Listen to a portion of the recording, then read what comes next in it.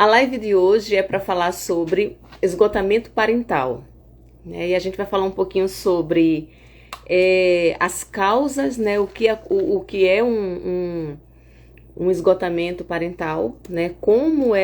Os conceitos, quais os sintomas, os fatores que aumentam esse estresse, os fatores que diminuem. Vou falar um pouquinho sobre como o esgotamento parental afeta as crianças. Então vamos lá. O conceito de esgotamento parental foi introduzido na investigação científica há mais de 30 anos. Isso não é um assunto novo. Esse assunto já vem sendo estudado há muito tempo, né? Então, no entanto, os novos estudos eles se amplificaram nessa compreensão desse fenômeno. De acordo com pesquisas recentes, a causa raiz do esgotamento parental é um desequilíbrio entre as exigências dos pais e as recompensas que eles têm por essas exigências. Então, toda a paternidade ela envolve estresse e desafios. E, no entanto, os aspectos positivos da paternidade superam os negativos, né? A gente sabe que quando a gente não está dando conta de alguma questão na nossa vida, os fatores positivos eles se sobressaem. Mas quando a balança ela se inclina para o outro lado, os pais experimentam mais estresses. Não há um equilíbrio quando sai do equilíbrio, do controle. E ao longo do tempo, eles correm um risco de esgotamento quando essa balança ela não está nivelada. Então, assim que a balança se inclina para um lado negativo, ou seja, os riscos superam os recursos. Os pais começam a sentir a maioria dos sintomas de esgotamento todos os dias. E o que era para ser algo prazeroso, equilibrado, torna-se algo que machuca esses pais, que esgotam, que muitas vezes tiram esses pais do equilíbrio, né? E quais são os sintomas desse esgotamento parental? É natural que os pais, às vezes sim, se sintam cansados, esgotados, frustrados, quando os pais não têm tempo para descansar, recarregar a bateria. Então há uma baixa nessa energia vital. Então vem a irritação, que podem evoluir para o esgotamento físico e também o esgotamento mental. Então existem vários sintomas que sinalizam que você está tendo um esgotamento parental, né? E um deles é ideação de fuga, você se sente perdido e ao mesmo tempo preso dentro de um contexto nuclear familiar que você não sabe ao certo o que vai fazer para dar conta daquilo. Outros sintomas sinais que você deve ficar atento ao esgotamento parental são o aumento do comportamento viciante, como bebida, fumar e até mesmo outras drogas. A exaustão física ela é constante, a exaustão mental intensa, você se sente esgotado e cansado o tempo todo, você dorme, parece que o seu sono não cessa, né? E você tem um maior risco de ansiedade e depressão, você tem maior incidência de pensamentos negativos, você acha que você está desse jeito porque você não foi uma mãe suficiente, não foi um pai suficiente. Então você começa a provar também a ter um desapego emocional, se sentir sozinha no mundo, sem apoio. Aí chega a irritabilidade, a frustração, distúrbios do sono e outros problemas de saúde como dores de cabeça e dores musculares, irritações, porque a ansiedade ela começa a repercutir no seu corpo, começa a aparecer e o seu corpo começa a dar sinais. Então, outros sinais que você deve estar tendo esgotamento parental é o aumento da frequência e intensidade dos conflitos entre pais. Então, sentimentos de inadequação, perda de um sentimento de realização relacionado à paternidade, de não se achar suficiente para carregar aquilo que lhe foi proposto, aquilo que você sonhou e idealizou. A perda de motivação, interesse em atividades que você gostava, de repente você começa a ficar assim, no tanto faz, e para você tanto faz como não tem mais sentido. Quais os fatores que aumentam, né, o estresse? O que é que acontece para que essa parentalidade se torne tão pesada, tão amarga? Você até tem momentos agradáveis, você até consegue usufruir dessa paternidade, mas você nunca está inteiro. Quais os fatores que podem aumentar o estresse? Esses fatores, ele inclui, por exemplo, ter um filho com problemas de saúde física ou mental. Muitos pais, hoje a gente vê muito pais com crianças com transtorno do déficit de atenção, o TDAH, pais com filhos com autismo, ou com diagnóstico fechado, ou com um diagnóstico em investigação. E isso causa muito transtorno, isso causa angústia, isso causa uma série de pensamentos de inadequação, de não suficiência, né? Outro fator que pode também potencializar isso é o perfeccionismo, é o ato de você não se sentir que você é um pai completo, você tem aquele desejo de se achar, de ser perfeito em todos os momentos, você tem aquela necessidade de estar o tempo todo se achando menos, e que você tem que ser mais, tudo que você faz não é suficiente. Isso também pode ser que aumente o seu processo de desregulação, digamos assim, parental. Outro processo é a falta de apoio, a coparticipação do seu cônjuge, ou do seu marido, ou da sua esposa. Quando ambos os pais trabalham, também isso pode ser um fator também que aumente esse estresse, porque esses pais vão estar sempre cansados, esses pais vão estar sobrecarregados, e isso pode sim interferir, mas que se a gente olha por um olhar amplo, e a gente sabe que existe os prós e os contras para quem trabalha fora, né?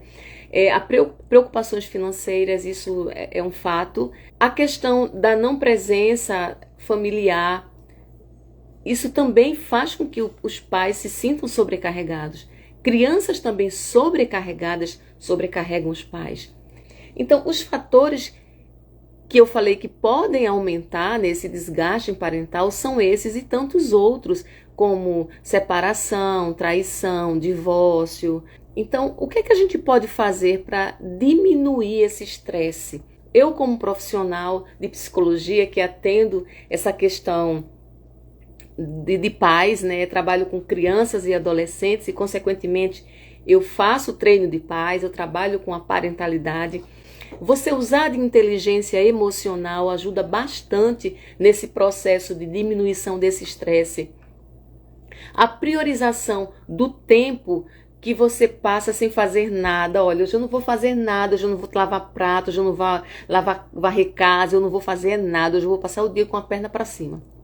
Sônia, eu queria tanto fazer, mas sempre tem um jeitinho, gente, sempre tem um momentinho, né, enquanto tua criança está dormindo, vai lá e vai dormir também, vai relaxar. Eu sei que é difícil, mas é possível sim. Então, experiências positivas de coparentalidade, ou seja, de um pai que ajuda você, se você é a mãe que está ali sobrecarregada, se você tem um esposo que te ajuda, que te apoia, que faz uma comida, que lava um prato, que ajuda a criança, isso com certeza ajuda nesse processo de diminuição. Se teu marido, se tua esposa não faz isso, você pode chegar para ela, sentar com ela e dizer assim, olha, vamos dividir as tarefas porque tá difícil para mim. Você pode ter uma conversa com teu esposo, com a tua esposa, para dizer assim, olha, vamos fazer vamos dividir as tarefas, porque eu estou cansada. Falar também para esse pai e para essa mãe, né? Sair, relaxar, ter um pouquinho de um momento para você, dançar, ir para a praia, faz isso, porque isso vai ajudar você a relaxar. Paternidade que nunca para, gente, é igual a esgotamento. Então, a gente entende que essa sobrecarga ela sempre existiu. E se a gente vai um tempo atrás e a gente olha a questão do Covid-19, né, onde a gente teve que vir para dentro de casa, onde os pais tiveram que vir para dentro de casa, ficar 7 dias por semana, 24 horas, e muitas vezes enquanto estava trabalhando no home office, naquela loucura de não poder sair, de não poder desopilar, de não poder dar uma viajada, de não poder fazer nada. A gente sabe que a pandemia ela trouxe um saldo muito negativo na questão mental, tanto das crianças, dos adolescentes, como das famílias. Eu recebo muitas crianças com atraso no desenvolvimento. Eu recebo até adolescentes com questões de repertório atrasados, porque não tiveram, nesses 2 anos, o contato social, essa troca da socialização, né? Então, e mesmo agora, depois que graças a Deus tudo voltou ao normal, a gente pode ainda viver isso. É o teu filho que está na escola e você está trabalhando e de repente o telefone toca, a escola dizendo, ó, mãezinha, vem aqui que fulaninho está com febre, vem aqui que fulaninho vomitou, olha, ele está com uma crise de choro, né? Então, nós, mães e pais, parece que a gente nunca para, porque a gente sempre está em estado de vigilância. Agora, o que é que eu queria trazer aqui, algo para você que está me ouvindo? A gente precisa sair desse estado de vigilância. Sair do estado de vigilância não nos coloca no lugar de um pai e de uma mãe incompetente. O que é que eu quero dizer com isso? É você entender que seu filho, se seu filho não amanheceu legal, não manda ele para a escola, tá? Se ele amanheceu com um corpinho meio mole, deixa em casa. Né? Porque vai evitar de você levar ele para a escola e depois a escola ligar para você se deslocar de onde você está. Eu sei que é difícil às vezes porque a gente tem um cronograma durante a semana. E eu sei que é difícil até o teu filho não ir para a escola. E eu vou deixar com quem, né? Vai para onde? Ele passa o dia na creche ou passa o dia na escola integral. Mas são coisas que a gente tem que se permitir. Então, mesmo nos dias de hoje, a gente sente essa sobrecarga. Mas a gente precisa entender que a gente precisa de um nosso tempo, a gente não é perfeito, né? Então, são coisas que vai sucumbindo a gente. Eu tenho pacientes que estão numa crise de burnout parental, inclusive tem até uma pesquisa feita na Universidade de Harvard, eu acho que foi isso, uma das universidades, em um dos artigos que eu li sobre essa questão do burnout parental. Não tem o burnout laboral e tem também parental. O esgotamento mental e físico, né? E como esse esgotamento todo que afeta os pais, que afetam a família, ele também afeta as crianças. O esgotamento afeta as crianças como? Como é que esse esgotamento surge? Veja, se já é ruim o suficiente para os pais lutarem contra o esgotamento, imagina para uma criança. Infelizmente, o esgotamento parental, ele também afeta os pequenos.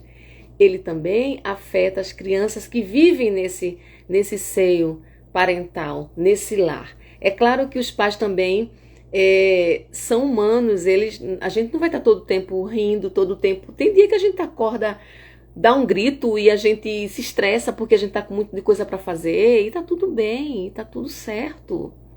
Não é porque você gritou, que você está com um monte de coisa, de planilhas para fazer, um monte de relatórios, reuniões, um monte de feira, a empregada que faltou, a pessoa que te ajuda não veio. Você é humano e está tudo certo você às vezes gritar, se estressar.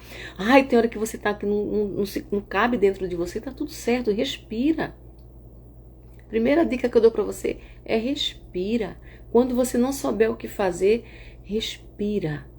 Porque o respirar, ele vai diminuir o cortisol e te trazer para o presente. Ele vai diminuir essa carga aí mental que está muito rápida no teu cérebro, tá? Então, assim, a gente não pode esperar que as crianças tomem sempre as decisões certas, nem não poucos pais. Então, eles não deveriam se culpar por estarem cansados ou emocionalmente indisponível para seus filhos, às vezes. Quantos de nós não nos culpamos quando os nossos filhos nos procuram e a gente está detonado de cansado, né? Eu não digo você está sempre cansado, porque veja, por isso que o esgotamento parental ele precisa ser tratado, né? Então, porque você começa a comprometer a sua relação com seu filho, com seu marido, com você mesmo. Você começa a brigar com seu esposo, você com a sua esposa, e daqui a pouco o que era um esgotamento passa por um problema de casamento, de relacionamento.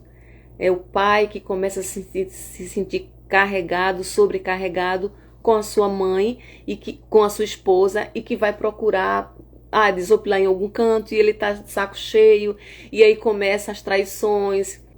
Então, assim, as crianças também, elas também se esgotam também dentro desse processo parental. Uma criança que vê os pais sobrecarregados e essa sobrecarga começa a fazer com que esse pai brigue com essa mãe, a criança vai ver os dois discutindo, ela vai sofrer com aquilo. Porque a criança vai entender que eles estão brigando por causa de mim. Porque a criança ela sempre acha que a culpa é dela. Quando os pais se sentem no limite, eles não têm compaixão e perspectiva para tomar decisões parentais sábias. A gente não consegue ter sabedoria e a gente não toma essas decisões parentais sábias e cuidadosas. A gente sempre se pune. A gente tem uma mania de se autopunir, sabe? A gente acha que a gente não tem limite. E a gente começa a extrapolar. Uma criança que vive nesse processo de oscilação, de discussões, ela vai também sofrer. Então, com os pais esgotados, tem menos paciência e menor controle. Esses pais não conseguem ter controle dos impulsos. Eles podem ouvir menos e ficar com raiva mais rapidamente. Ou seja, esse pai não vai estar presente para essa criança. O estudo que eu falei foi da Universidade de Lyon. Ela descobriu que os pais que relataram esgotamento eram mais propensos, lembrei agora, eram mais propensos em insultar, criticar e gritar com seus filhos. Vocês já perceberam, não sei se todo mundo aqui tem filho, mas você já percebeu que quando a gente está sobrecarregado no trabalho, com tarefas de casa ou na faculdade, a gente tem uma diminuição no filtro.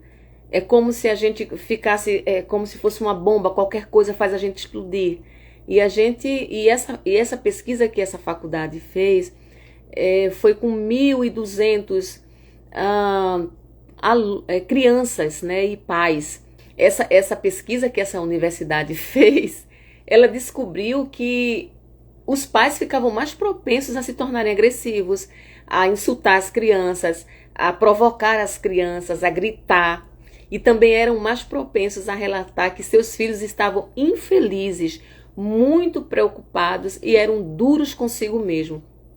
Essa pesquisa também, ela mostrou que o esgotamento parental está associado a um risco de comportamento negligentes e violentos em relação aos filhos. Quantos pais machucam seus filhos?